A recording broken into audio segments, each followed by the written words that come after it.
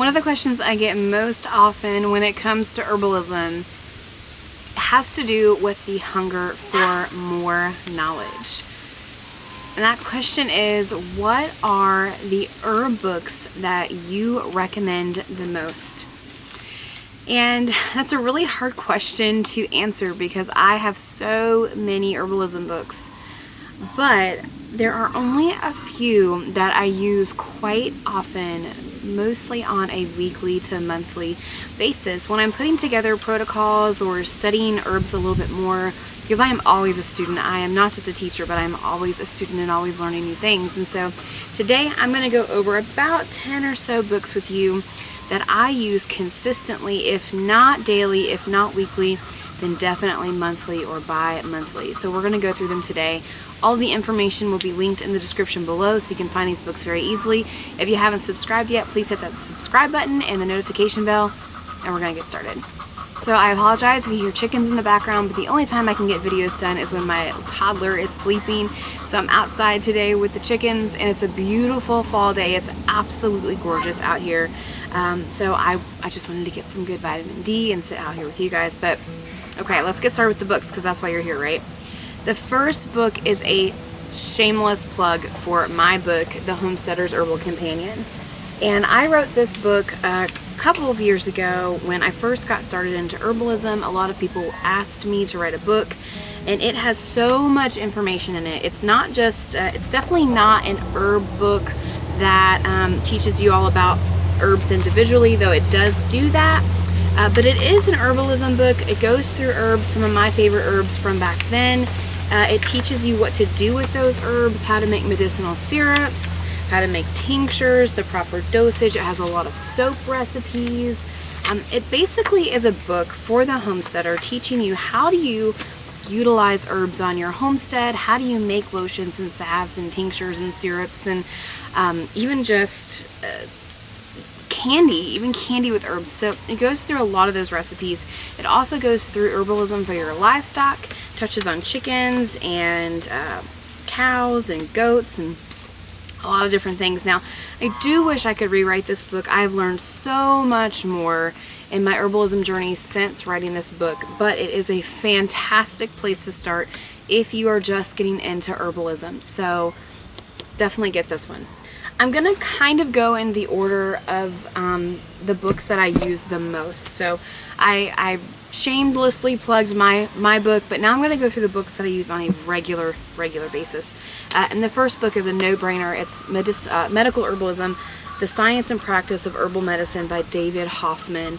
I really wish he would do an update on this book. This book is probably from the late 90s. Let's see here.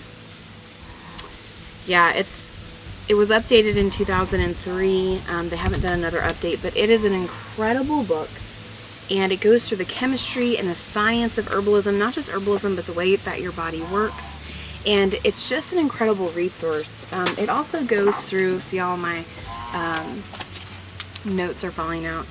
I use this book weekly, and I use this book to make a lot of my protocols. So it has a lot of dosage information. It breaks down almost every herb that you would normally use on a regular basis, and it's just an overall great resource. So definitely, it's an expensive book, but if you are serious about herbalism, this is the book for you to get. The next two books, and I'm doing two books at one time because they do go together. I use the online version of this, but I bought the hard copies in case something ever goes wrong in the world, and those are the Commission E monographs, the complete German Commission E monographs. And so there's a regular one, which is this one, and there's an expanded one, which is this one. And these are two great books. These are also kind of expensive books, but in a crap hits the fan situation, you're not going to have an online access, so these are great. These are put out by the American Botanical Council, of which I am a member, and I highly recommend becoming a member if you are interested in learning more about herbalism. But this goes through a lot of protocols and just the herbs in general. So like here is white willow bark, and it kind of breaks it all down for you. It goes through studies. On the American Botanical Council website, it actually links to studies. You can look up every study there is about that particular herb, and there's an entire library for that, so I'll link that in the description as well. Now, this expanded monograph is exactly what it says. It's expanded, so it has color photos, it has a very long overview with studies included of the herb. It has the chemistry, it has the pharmacology, it has references, it has whether you can use during pregnancy or lactation, interactions with other drugs. It really goes into the expanded version of these herbs from the first edition, so highly recommend both of those books for you. The next book that I use quite often, though not as often as these three that I just mentioned to you, is the Herbal Medicine Maker's Handbook, a Home Manual. This is the first book that I started reading, and there's notes galore throughout this book. Very, very good book to have if you're just getting started, but also to have on your bookshelf if you are experienced as well. It goes through, again, the chemistry of herbalism. It goes through the differences between the folk method and weight. It goes through many, many, many different types of infusions. It goes even into submersion by water, which a lot of books don't go into. This book goes into a lot more body remedies than just your everyday average tincture and tea and syrup. It goes through steams and submerging your body in warm or cold water. It goes through sauna. It goes through different types of things. See, here's a baths for water therapy. It has a plant appendix. It's a really great book, and the thing I like about it is there's a lot of space on the side for you to make notes, which I did consistently throughout this book, so highly recommend this book as well. It's a really great resource. The next book I use frequently, I had the original Herbal Antibiotics by Stephen Bunner. It might be Bunner, I'm not sure. I always say Bunner. This is a very expanded copy from his original. His original was great. I read his original Herbal Antibiotics book when I first got started in herbalism. Wonderful, changed my life. This is very, very expanded. This is the second edition, completely revised. And it talks about natural alternatives for treating drug-resistant bacteria. Now, I'm going to preface with, I don't always agree with every single thing that Stephen Bunner talks about, or his methods. I don't agree with everything he does or how he does it or what he may use. Sometimes I feel like some of his stuff is a little bit kindergartenish, but then I feel like other parts of his stuff are very, very advanced with herbs that you couldn't even possibly find here in America. And so there's nearly no happy medium, but it does break down herbs by the herb, like this one's licorice. It gives you a lot of information about the herb, the drug interactions, its habitat, the properties, how to use it, how to treat. It goes through different types of synergy, energy. It goes through different types of like Indian medical studies and the parts used, and it's a really great book. So I don't use this one quite as often, but I do use it more often than the others I'm about to show you.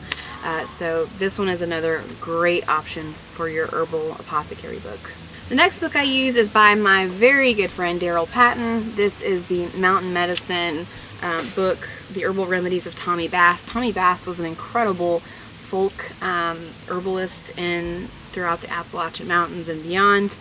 This breaks down a lot of wild foraged herbs, which is something that I need to learn more of.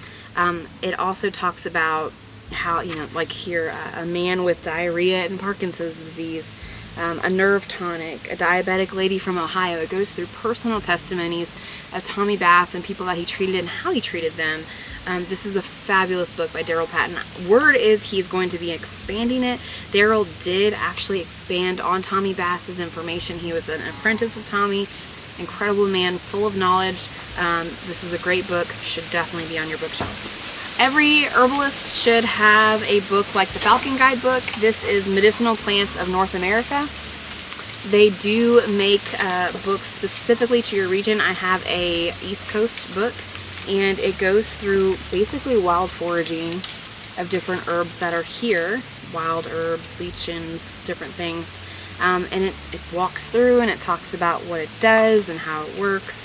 Not as in-depth as these other books that I'm talking to you about, but it does also give caution, and it shows a picture of most of the herbs in here. Some of the herbs are toxic, and so that's good too that you can learn about them. The next book I use, not so often anymore, but I should probably use it more than I do. I used this book very extensively when I was writing my book and an early herbalism for me. This is called the Herb Book, and it's a complete and authoritative guide to more than 500 herbs, and it does break down very, very well. It's an older book. It gives you monographs, it gives you information about herbs, basic information, common names, description, property uses, and it does give dosages for most of the herbs in here. And it gives just a little monograph for you to look at. This is a great book, cheap find. I think I found this at a thrift store, but it's worth having on your bookshelf for your apothecary.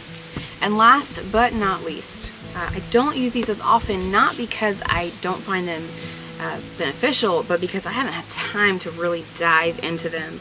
I bought the entire set of Herbal Formularies for health professionals, and I think there are 5 or 6 volumes, and this is for health professionals. Each book breaks it down by portion of the body. Like the first volume is gastrointestinal, liver and gallbladder, urinary system, and the skin.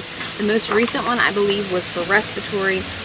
It goes through a lot. It goes through food allergies. It's not just about herbalism.